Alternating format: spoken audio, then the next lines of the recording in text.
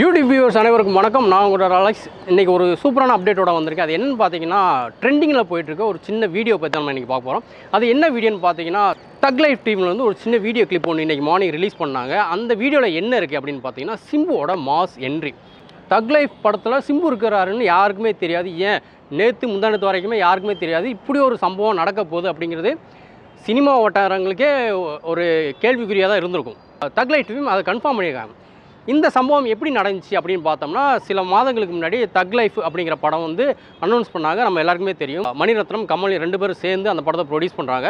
கமல் வந்து நடிக்கிறாரு, மணிரத்னம் டைரக்ஷன் பண்ணுறாரு, ஏஆர் ரஹ்மான் மியூசிக் பண்ணுறாரு.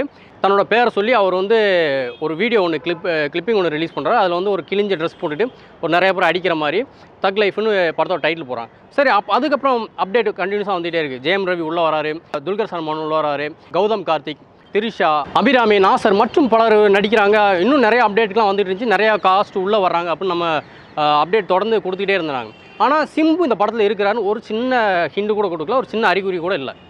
ஆனால் திடீர்னு அப்டேட் கொடுக்குறாங்க. இந்த அப்டேட் கொடுக்கறதுக்கு காரணம் என்ன அப்படின்னு பார்த்தீங்கன்னா, இப்போ ஒரு 1 வீக்குக்கு முன்னாடி சிம்புவும் கமல் அவர்களும் ஒரே செட்டில் இருந்த மாதிரி ஒரு ஃபோட்டோ லீக் ஆச்சு. நெட்டிசன்கள் அந்த ஃபோட்டோவை வந்து பயங்கரமாக ஸ்ப்ரெட் பண்ணி ட்ரெண்டிங்கில் கொண்டு போனாங்க. நான் கூட என்ன நினச்சேன், 2 பேரும் வேறு படத்தோட ஷூட்டிங் ஒரே ஸ்டுடியோவில் நடக்குது போல இருக்குது, அதனால் மீட் பண்ணி ஃபோட்டோ எடுத்திருப்பாங்க. அது இப்போ வைரல் ஆகிட்டு இருக்கு. ஆனால் நெட்டிசன்கள் வந்து இதை தேவையில்லாமல் இப்படி பூஸ்ட் பண்ணிகிட்டு இருக்கிறாங்க அப்படின்னு நான் நினச்சேன். ஆனால் இன்னைக்கு காலையில் தான் கன்ஃபார்ம் ஆச்சு, கமலோட படத்தில், அதாவது தக் லைஃப் படத்தில் சிம்புவும் இருக்கிறாரு அப்படிங்கிறது கன்ஃபார்ம் ஆயிடுச்சு. இந்த வீடியோ எப்படி இருக்குது பார்த்தீங்கன்னா, ஒரு பாலைவனத்தில் ஒரு 2 ஜீப்பை வந்து சிம்பு வந்து துரத்திட்டு போகிறாரு. ஸோ அவர் துரத்திட்டு போகிற ஜீப்பு பார்த்தீங்கன்னா ஒரு போலீஸ் ஜீப். ஸோ இவர் ஒரு போலீஸ் அப்படிங்கிறது கன்ஃபார்ம் ஆயிடுச்சு. அதே மாதிரி இந்த படம் முழுக்க ராஜஸ்தானில் போகுது அப்படிங்கிறதும் நமக்கு தெரிய வருது. ஏன்னா ஃபுல்லாக வந்து பாலைவனம். ஸ்டார்டிங்கில் கமல்ஹாசனோட இன்ட்ரோவும் ஒரு பாலைவனத்தில் தான் இருந்துச்சு. சிம்போட இன்ட்ரோ வீடியோவும் பாலைவனத்தில் தான் இருக்குது. அதோட சிம்பு ஓட்டிட்டு போகிற காரில் வந்து ஆர்ஜேன்னு போட்டிருக்கு. ஆர்ஜேனா ராஜஸ்தான் அர்த்தம். ஸோ முழுக்க இந்த படம் ராஜஸ்தானில் போகுது அப்படிங்கிறது நமக்கு தெரிய வருது. அதுவும் இல்லாமல் இந்த வீடியோவில் பார்க்கும்போது சிம்பு இன்னும் ரொம்ப யங்காக தெரிகிறாரு. இன்னொரு விஷயமும் கேள்விப்பட்டோம், இந்த படத்துக்காக சிம்பு கிட்டத்தட்ட 10 கிலோ வெயிட் லாஸ் பண்ணியிருக்கிறாரு, குறைச்சிருக்கிறாரு அப்படிங்கிற அப்டேட்டு நமக்கு வந்திருக்கு. ஏன்னா அவர் அந்த கன் எடுத்து வெளியே நீட்டும் போது அவரோட லுக்கு அதெல்லாம் பயங்கரமாக இருக்குது. ஆனால் இன்னொரு முக்கியமான அப்டேட் என்னென்னு பார்த்தீங்கன்னா, கமலுக்கு பையனாக நடிக்கிறாரு அப்படிங்கிறது 90%, 90 இல்லை 99% கன்ஃபார்ம் ஆகிருக்கு. கமலுக்கு சிம்பு பையனா அப்படின்னு நமக்கு ஆச்சரியமாக இருக்கும். ஆனால் இருந்தாலும் அதான் உண்மை. இது ஒரு மணிரத்னம் படம், இது கமல் படம் கிடையாது, ஒரு மணிரத்னம் படம். அதனால் எது வேணுமானு நடக்கலாம்.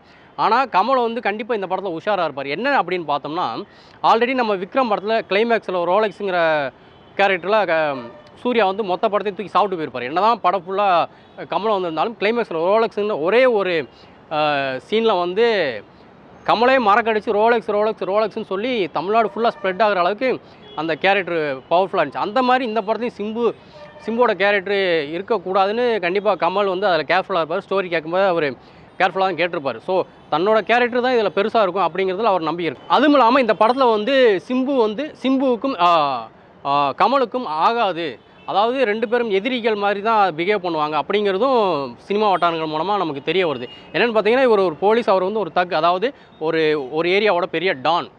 அப்படிங்கும்போது 2 பேருக்கு செட் ஆகாது, 2 பேரும் ஒரே வீட்டில் இருந்தாலும் பேசிக்க மாட்டாங்க, அப்படி தான் அந்த கதை நகரப்போகுது அப்படிங்கிற மாதிரி சொல்கிறாங்க. அதே மாதிரி திரும்பவும் திரிஷா சிம்பு இந்த படத்தில் இணைகிறாங்க அப்படிங்கிற ஒரு விஷயமும் இருக்குது. ஏன்னா நம்ம ஃபஸ்ட் நினச்சோம் கமலுக்கு ஜோடியாக ஒரு வேளை இருக்க வாய்ப்பு இருக்குன்னு. ஆனால் அபிராமி தான் கமலோட ஜோடி அப்படிங்கிறது கன்ஃபார்ம் ஆயிருக்கு. ஸோ சிம்புவுக்கு தான் திரிஷா ஜோடின்னு நமக்கு தெரிய வருது. ஏன்னா அலை, விண்ணை தாண்டி வருவாயா, இப்படி படங்கள் 2 பேரும் சேர்ந்து ஜோடியாக நடித்த படங்கள் நமக்கு தெரியும். ஸோ இதுலேயும் அவங்க ஜோடியாக தான் நடிப்பாங்க அப்படிங்கிற ஒரு விஷயமும் நமக்கு வந்திருக்கு. இதில் வந்து துல்கர் சல்மான், ஜெயம் ரவிலாம் எப்படி வராங்க அப்படின்னு நமக்கு தெரில. அது போக அப்டேட்லாம் தெரியும். அதே மாதிரி துல்கர் சல்மானும் ஜெயம் ரவி இந்த படத்துலேருந்து விளையிட்டாங்க அப்படிங்கிற ஒரு நியூஸும் வருது. அது எந்த அளவுக்கு உண்மை நமக்கு தெரில. இன்னும் இந்த படங்களில் யார் இணைகிறாங்க, யார் வெளியே போகிறாங்க, அடுத்தடுத்த அப்டேட்டுகள் என்ன அப்படிங்கிறது நமக்கு போக தான் தெரியும். இது அடுத்தடுத்த அப்டேட்டுகளை பார்க்குறதுக்காக நம்மளோட சேனலை சப்ஸ்கிரைப் பண்ணுங்கள். என்னோட ரிவ்யூ உங்களுக்கு பிடிச்சிருந்தால் லைக் பண்ணுங்கள். இதில் ஏதாவது குத்தம் குறை இருந்துச்சு, உங்களுக்கு பிடிச்சிருந்துச்சி அப்படின்னா கமெண்ட் பாக்ஸில் கமெண்ட் பண்ணுங்கள். அடுத்த அப்டேட்டோடு உங்களை வந்து சந்திக்கிறேன். பாய்.